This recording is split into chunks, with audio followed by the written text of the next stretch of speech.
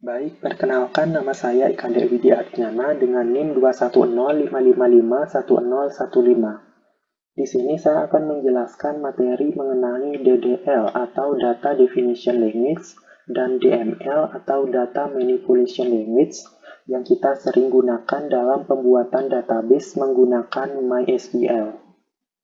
Yang pertama, DDL. DDL merupakan kumpulan perintah SQL yang digunakan untuk membuat, mengubah, dan menghapus struktur dan definisi metadata dari objek-objek database. Bagian-bagian dari DDL yaitu seperti create, alter, dan drop. Yang pertama ada perintah create. Perintah create berfungsi untuk membuat objek baru, diantaranya digunakan untuk membuat database baru, tabel baru, maupun view baru. Kemudian ada perintah alter. Perintah alter berfungsi untuk memodifikasi atau mengubah suatu struktur pada tabel yang sebelumnya telah dibuat. Contohnya yaitu menambahkan, menghapus, mengubah kolom, mengubah nama tabel, dan bisa juga memberikan atribut pada kolom. Kemudian ada perintah drop.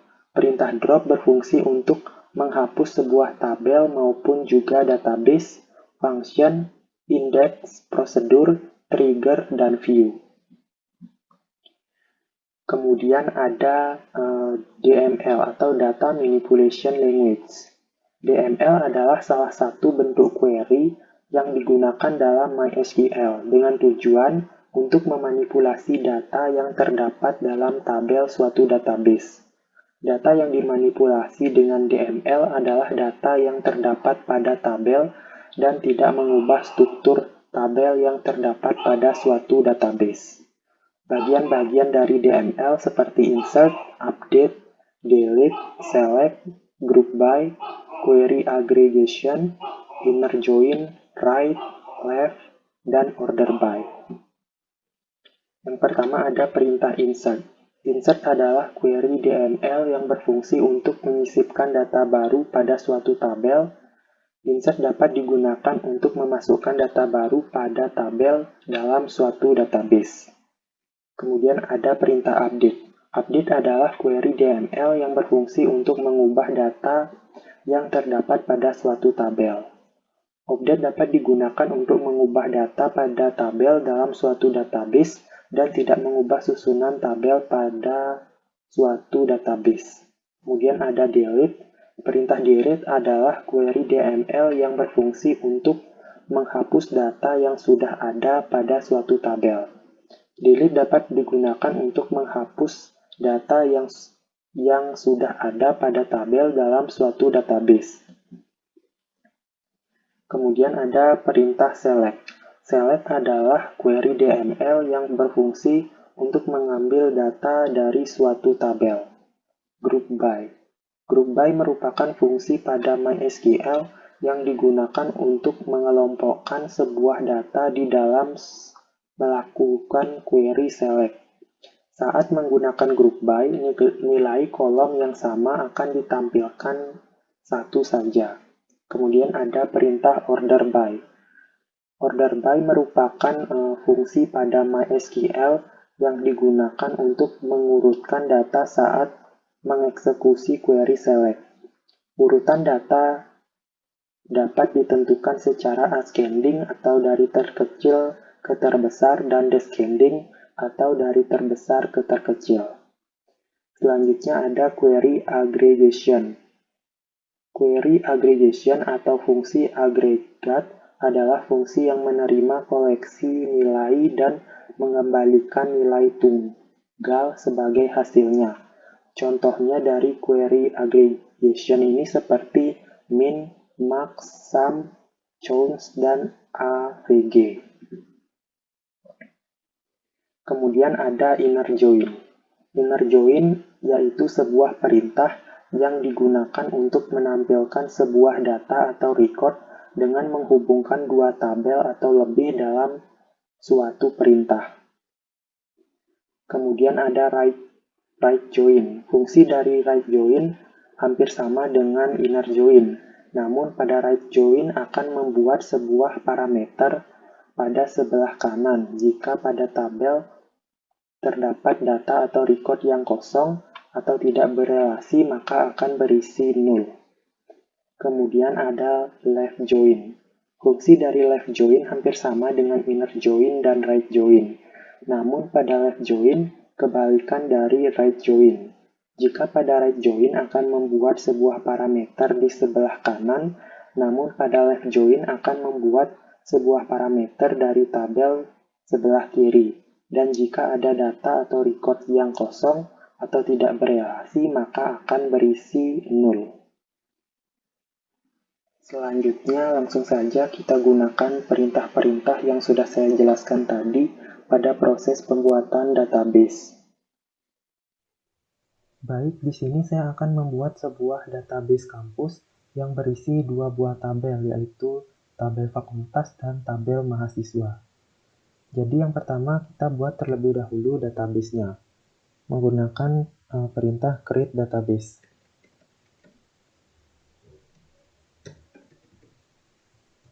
Kemudian nama database-nya. Di sini saya menggunakan nama DB kampus. Kemudian kita jalankan. Nah, di sini ada satu sukses yang artinya sudah berhasil. Untuk melihatnya, kita bisa menggunakan perintah show databases.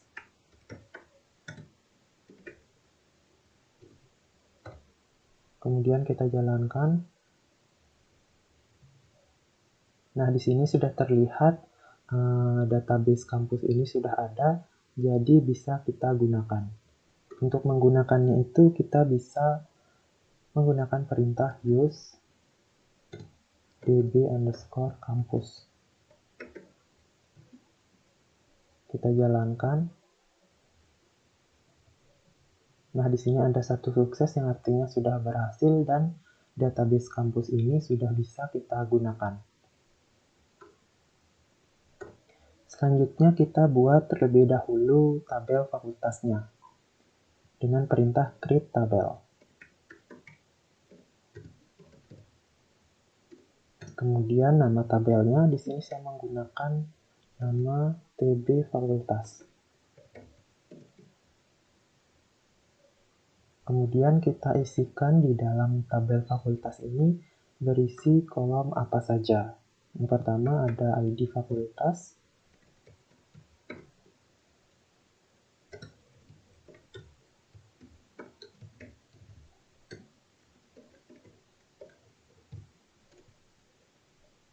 Dan primary key.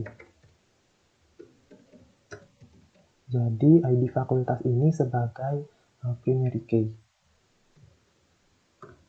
Selanjutnya ada nama fakultas, yang dimana dengan tipe data varchar dengan panjang karakter kita buat 100. Kemudian not null.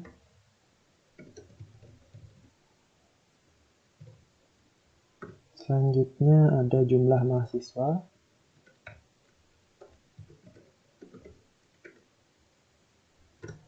Dengan tipe data integer. Dengan panjang karakter samakan saja 100. Kemudian kita tutup dan titik koma. Selanjutnya kita jalankan. Nah, di sini ada satu sukses dan artinya sudah berhasil. Untuk melihat tabelnya kita bisa menggunakan perintah show tables. Kita jalankan. Nah, baik, di sini ada TB fakultas di dalam database kampus.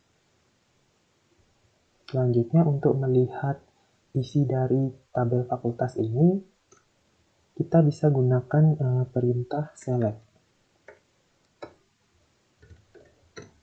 Kemudian from. nama tabel.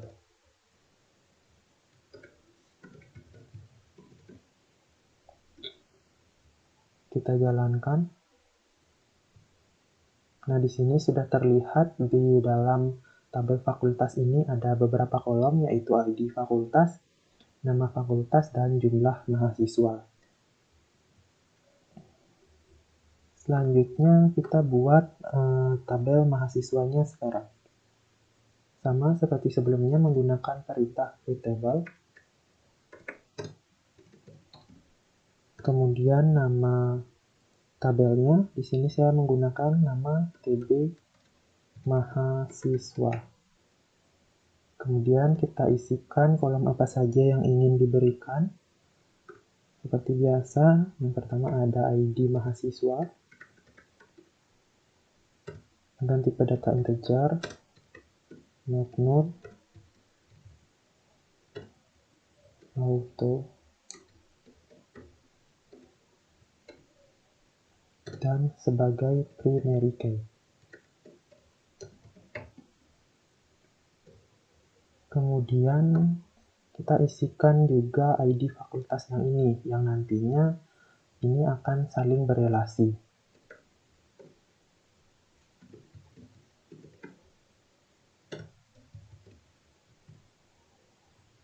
Kemudian ada NIM, tipe data integer,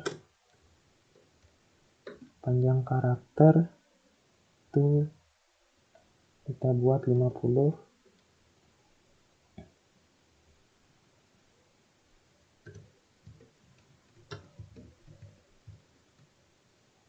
Kemudian nama, tipe data varchar dengan panjang karakter ya 100. Kemudian jurusan, tipe data varchar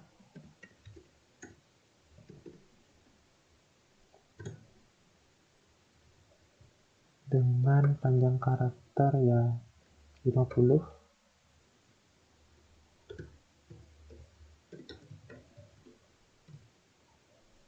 Kemudian angkatan,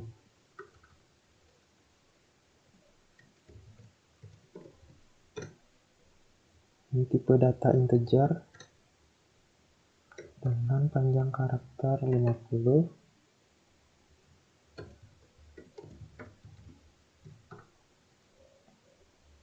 Nah, kemudian kita sambungkan ID fakultas ini dengan yang ada di tabel fakultas, yang dimana ID fakultas yang di sini sebagai foreign key. Itu dengan cara constraint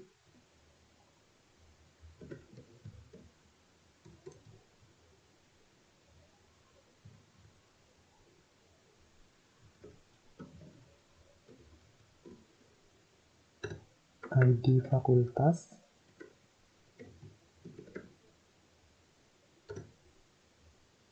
kemudian sebagai foreign key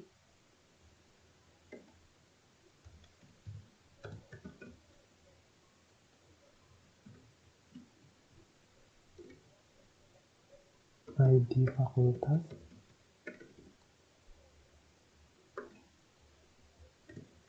reference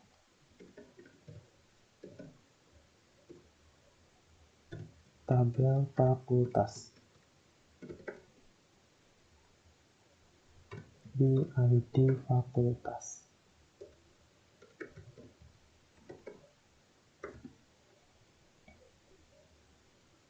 Kemudian kita tutup dan titik koma. Kemudian kita jalankan, apakah bisa? Nah, di sini ada satu sukses yang artinya sudah berhasil kita membuat tabel mahasiswa. Selanjutnya sama, untuk melihat isi dari tabel mahasiswa ini, kita bisa gunakan perintah select from TB mahasiswa. Kemudian kita jalankan. Nah, bisa kita lihat di tabel mahasiswa ini ada ID mahasiswa, ID fakultas, NIM, nama, jurusan, dan angkatan. Nah, ID fakultas ini akan terhubung dengan tabel fakultas yang di sini, yaitu ID fakultas. Selanjutnya, misalkan kita ingin menambah kolom pada tabel mahasiswa ini. Kita bisa menggunakan perintah alter tabel.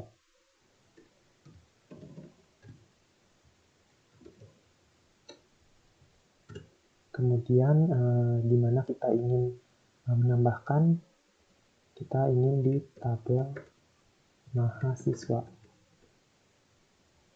Kemudian ada add. Nah, apa yang ingin kita tambahkan? Di sini saya ingin menambahkan alamat. Kemudian kita isikan tipe datanya varchar dengan panjang karakter 100 dan not null. Kemudian kita jalankan. Nah, di sini ada satu sukses yang artinya sudah berhasil. Kita kembali lihat di tabel mahasiswa, apakah sudah ada. Nah, di sini sudah ada, yaitu alamat. Selanjutnya, kita isikan tabel fakultas ini dengan data-datanya, yaitu ID fakultasnya itu apa, nama fakultasnya itu apa, dan jumlah mahasiswanya itu berapa. Yaitu dengan perintah insert.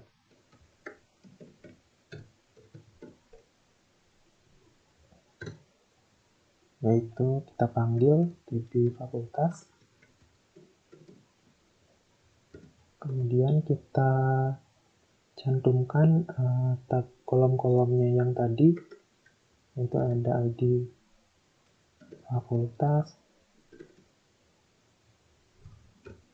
kemudian nama fakultas, dan jumlah mahasiswa.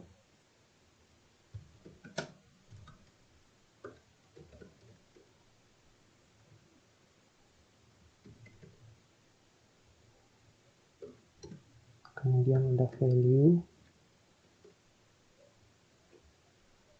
Nah, sekarang kita isi dengan data-datanya. Pertama, ID fakultas 1. Kemudian nama fakultas kita buat kedokteran. Kemudian jumlah mahasiswanya kita misalkan 450. Dan kita tutup. Kita buat lagi. Kita buat 5 fakultas saja.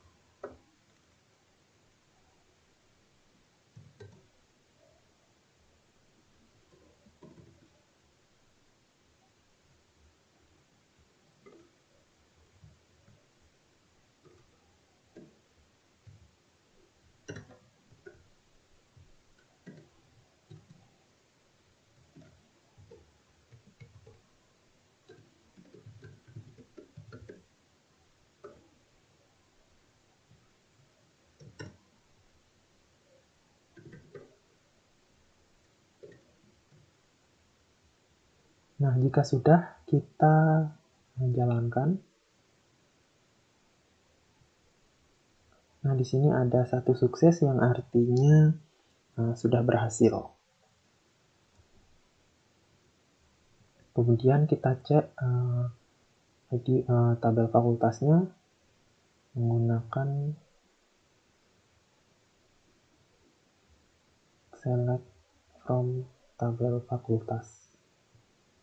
Nah, bisa kita lihat sudah terdapat data-datanya.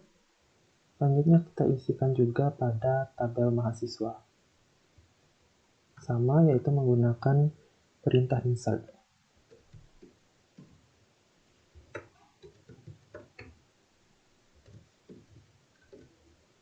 Kita panggil tabelnya.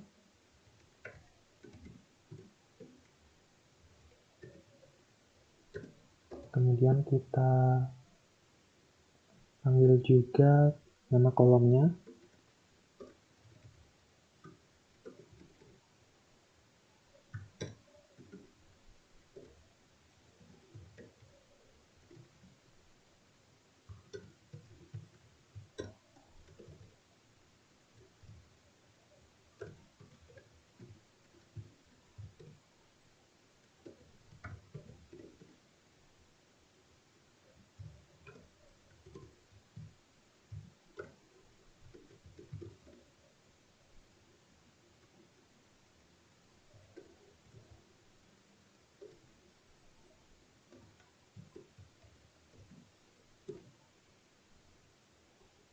Kemudian kita isikan data-datanya, kita buat sekitar 10 saja.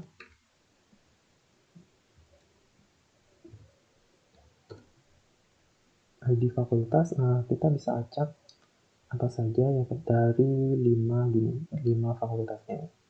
Yang pertama kita buat saja, yaitu fakultas teknik.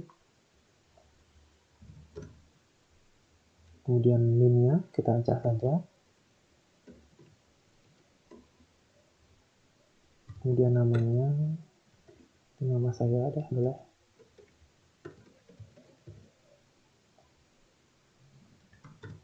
Dengan jurusan teknologi informasi.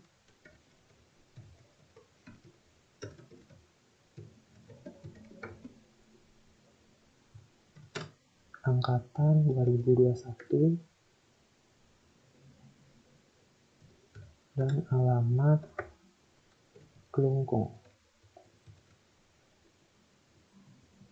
Dan tutup, dan kita buat data yang lain.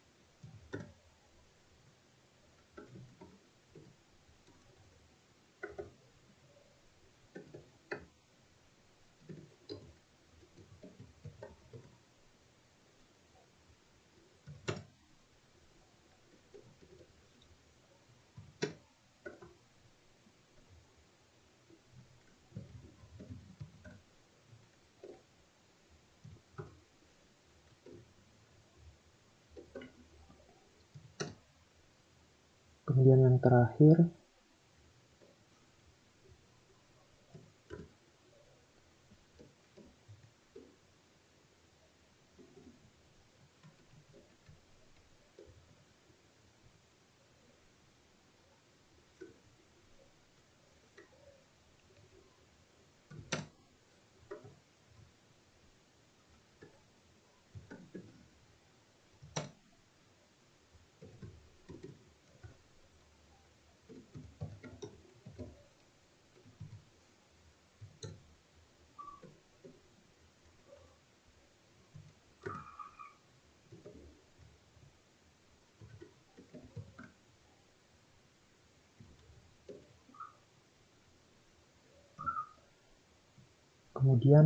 jika sudah kita jalankan. Nah, di sini ada tulisan satu sukses, artinya sudah berhasil kita membuat data di tabel mahasiswa. Selanjutnya, untuk melihat data-data ini, kita bisa menggunakan ini, select from mahasiswa ini. Kita jalankan. Nah, di sini sudah terlihat data mahasiswanya. Selanjutnya, misalkan ada mahasiswa yang mengundurkan diri. Jadi, kita hapus datanya di tabel mahasiswa, yaitu dengan perintah delete.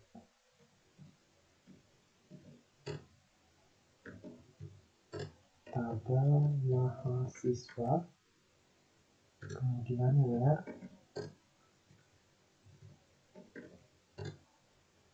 ID mahasiswa sama dengan 9. Nah, jadi di sini saya akan menghapus data mahasiswa dengan ID 9, yaitu yang ini, Dewi Asri Sastra Indonesia 2021 Buleleng.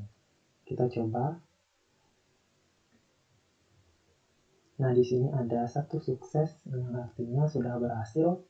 Untuk mengeceknya, kita coba insert select, maksud saya select from tabel mahasiswa. Nah, kita cek. Nah, bisa kita lihat yang ID 9 ini sudah hilang, jadi sudah berhasil. Selanjutnya, kita coba untuk mengganti alamat si Wahyu Gunawan ini. Dari Gianyar ini kita ubah ke Karangasem deh. Kita coba dengan perintah update. Kemudian tabel mahasiswa.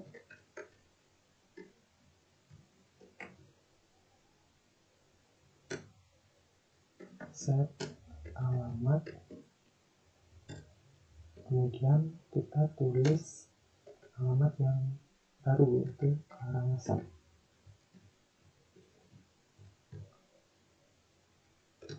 Where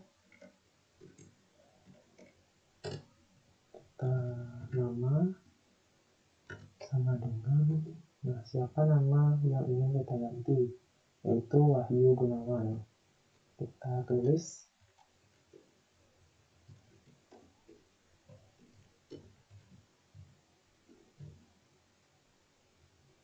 Kemudian kita jalankan. Nah, di sini ada satu sukses, artinya sudah berhasil. Kita cek dulu.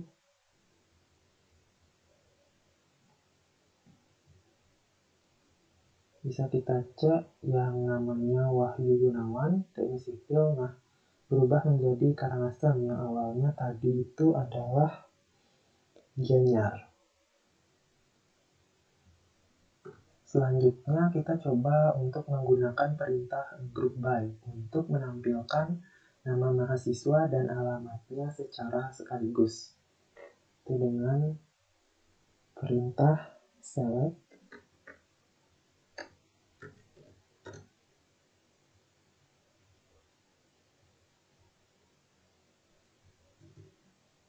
nama, alamat, from tabel mahasiswa, group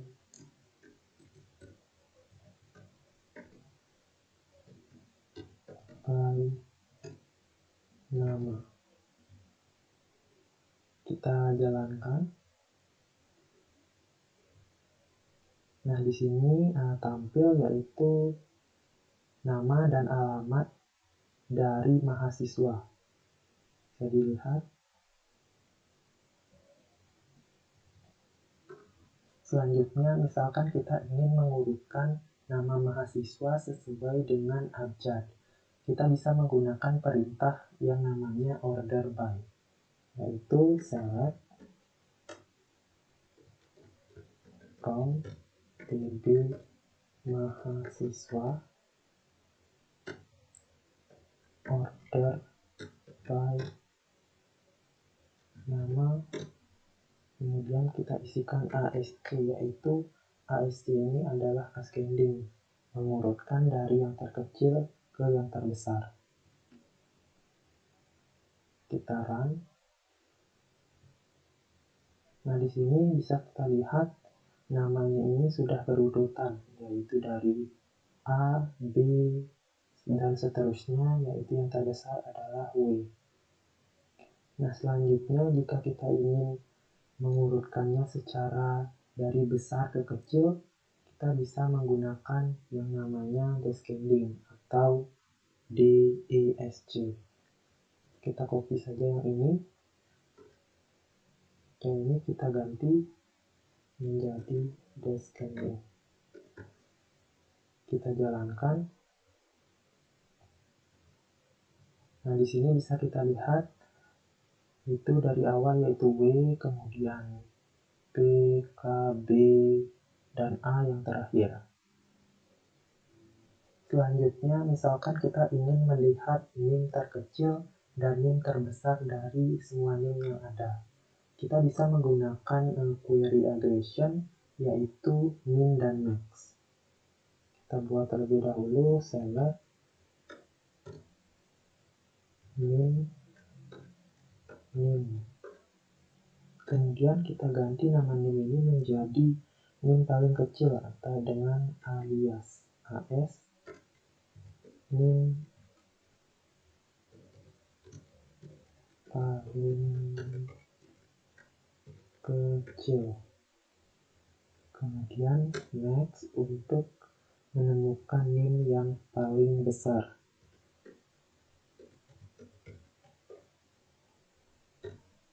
Alias NIM paling besar dari tabel mahasiswa. Kemudian kita coba jalankan. Nah, di sini sudah berhasil.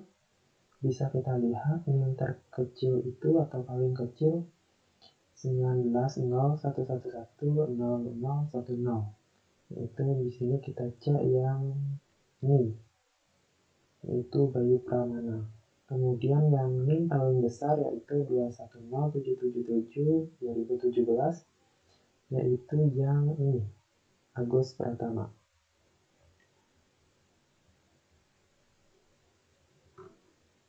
Kemudian misalkan kita ingin mengetahui berapa banyak sih data yang memiliki awalan huruf A. Jadi kita bisa gunakan yang namanya join dan line. Kita buat terlebih dahulu.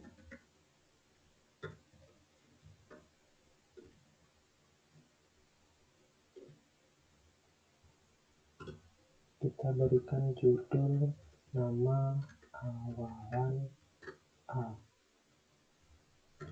dari tabel mahasiswa.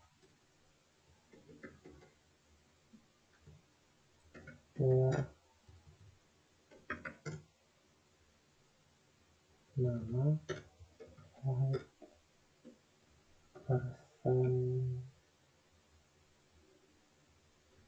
persen. Kita coba jalankan. Nah, bisa kita lihat nama yang awalan huruf A itu ada 4. Itu bisa kita cek di sini. Itu ada 1, 2, 3, dan 4. Nah, misalkan kita ingin mencari nama yang berakhiran dengan huruf A, kita bisa pindahkan persennya itu ke depan. Dan kita ganti judulnya akhiran. Kita jalankan. Nah, di sini ada nama yang berakhiran dengan huruf A itu ada 6. Selanjutnya, misalkan kita ingin melihat berapa total mahasiswa pada tabel fakultas. Jadi kita bisa gunakan yaitu perintah sum. Kita buat lebih dahulu. Select sum jumlah underscore mahasiswa. Kita ganti namanya menjadi alias total mahasiswa.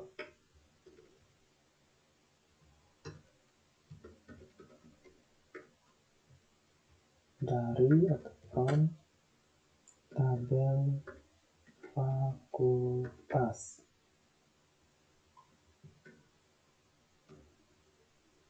Kita coba jalankan. Nah, jadi bisa kita lihat total mahasiswa yang berada di tabel fakultas itu sebanyak 2.401. Selanjutnya kita coba untuk menampilkan kedua tabel secara bersamaan, yaitu dengan perintah inner join. Jadi kita buat lebih dahulu query-nya. Select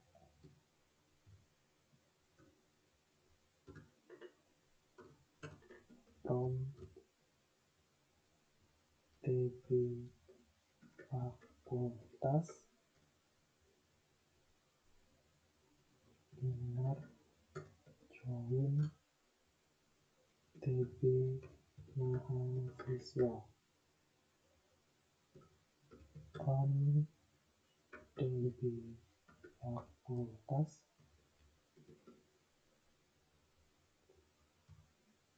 ID fakultas sama dengan tabel mahasiswa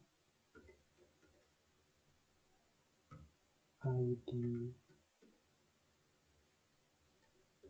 fakultas.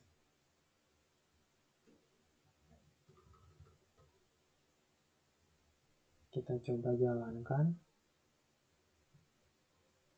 Nah, di sini sudah berhasil. Kita bisa menampilkan tabel fakultas dan tabel mahasiswa ini secara bersamaan.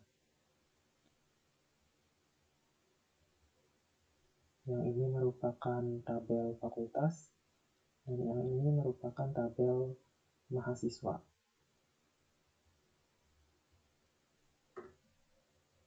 Kemudian ada yang namanya perintah left join. Jadi kita coba gunakan. Select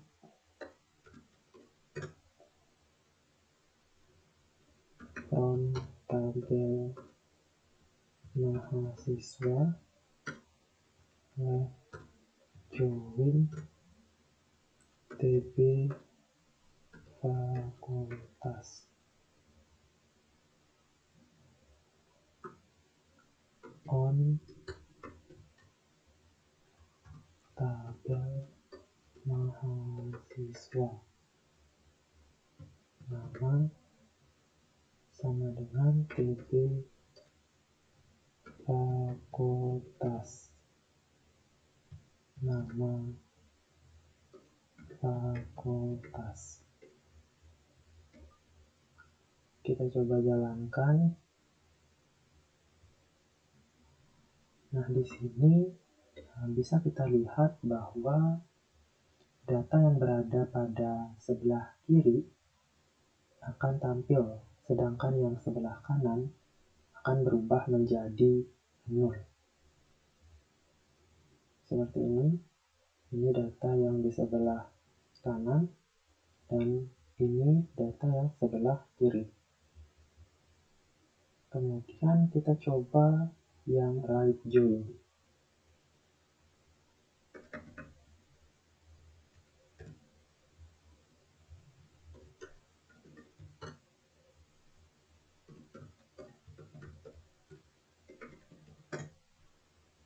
Right join DB fakultas on DB mahasiswa. Nama DB fakultas, nama fakultas. Kita coba jalankan.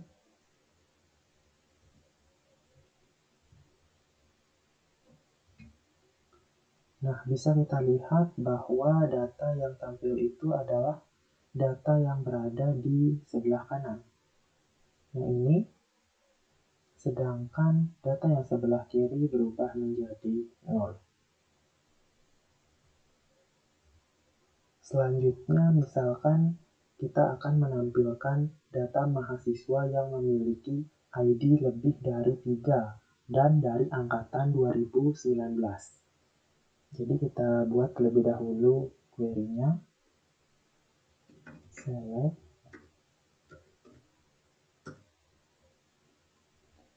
from DB mahasiswa where ID mahasiswa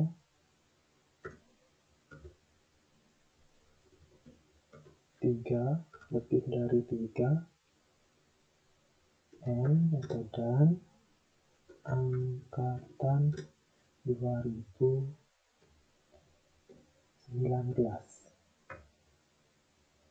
Kita coba jalankan.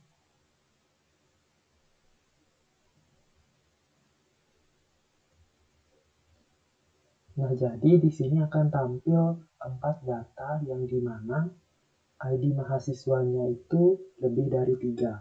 Nah, di sini 4, 6, 8, 10. Jadi lebih dari 3 dan dari angkatan 2019. Yang terakhir, saya akan mencoba untuk menampilkan data mahasiswa dengan jurusan ilmu hukum atau dari angkatan 2020. Jadi kita buat terlebih dahulu query-nya, yaitu select from DB mahasiswa where jurusan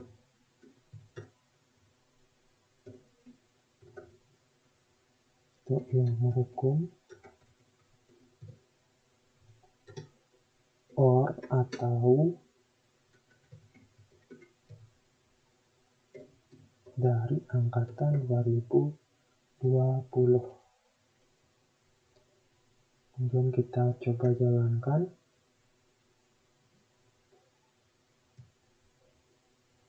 Nah, jadi di sini akan tampil 3 data, yang dimana dari jurusan ilmu hukum atau dari angkatan 2020.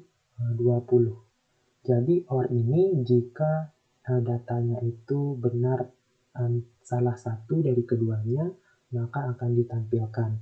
Sedangkan yang N ini harus kedua datanya itu benar, baru bisa ditampilkan. Baik, sekian yang bisa saya jelaskan mengenai DDL dan DML pada pembuatan database yang sering kita lakukan menggunakan MySQL. Apabila ada kekurangan atau kesalahan, saya mohon maaf. Akhir kata saya tutup dengan terima kasih.